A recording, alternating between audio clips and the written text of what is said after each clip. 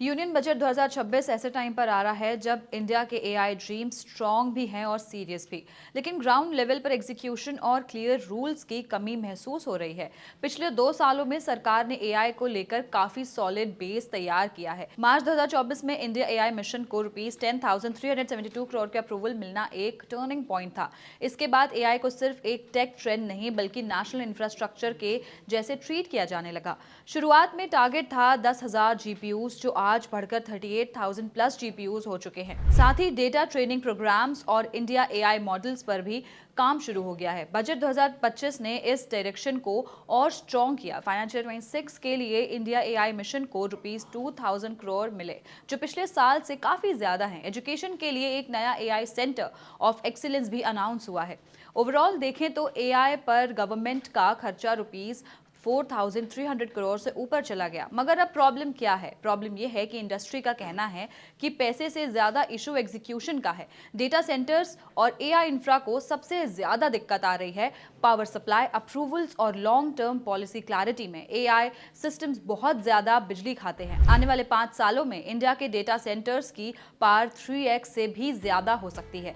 इसके लिए इंडस्ट्री चाहती है कि सस्ती और green electricity, fast approvals, data centres को एसेंशियल इंफ्रास्ट्रक्चर का स्टेटस, इशू टैक्स बेनिफिट्स, सस्ता इंपोर्ट और फास्ट क्लियरेंस मिल सकते हैं।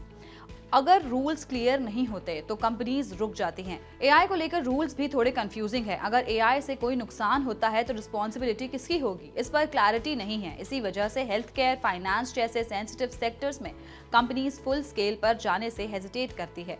एक्सपर्ट्स का मानना है कि लो रिस्क और high risk AI use cases को अलग अलग ट्रीट करना जरूरी है। सब पर सेम रूल लगाने से इनोवेशन स्लो हो सकती है। अगर सबसे बड़े इशू के बारे में बात करें तो वो है कंप्यूट की कमी। इंडिया के पास एआई टैलेंट दुनिया में टॉप पर है, लेकिन कंप्यूटिंग पावर अभी भी कम है। अगर ये प्रॉब्लम सॉल्व नहीं हुई तो एडवांस्ड एआई का काम बाहर के कंट्रीज में शिफ्ट हो सकता है।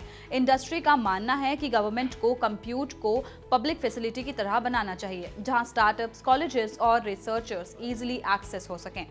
इंडिया का एआई सिर्फ स्केल का गेम नहीं है बल्कि लोकल नीड्स का भी है। ज्यादातर एआई टूल्स इंग्लिश फोकस्ड होते हैं, जबकि इंडिया में रीजनल लैंग्वेज की डिमांड ज्यादा है, जो है हिंदी। अब जानते हैं कि बजट से एक्सपेक्टेशंस क्या हैं। बजट से एक्सपेक्टेशन ये है कि Indian language data, voice based AI, agriculture, health care और एजुकेशन जैसे एरियाज पर फोकस सिर्फ रिसर्च नहीं, रियल यूज पर पैसे मिलने।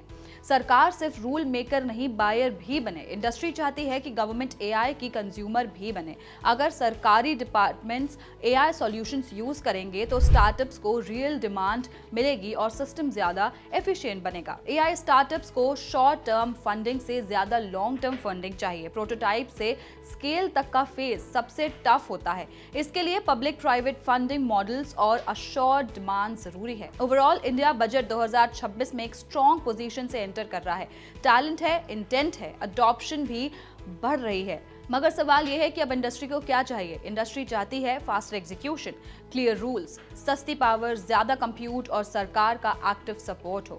अगर बजट 2026 इन पॉइंट्स पर डिलीवर करता है तो इंडिया का एआई ड्रीम सिर्फ प्रॉमिस नहीं, ग्लोबल रियलिटी बन सकता है।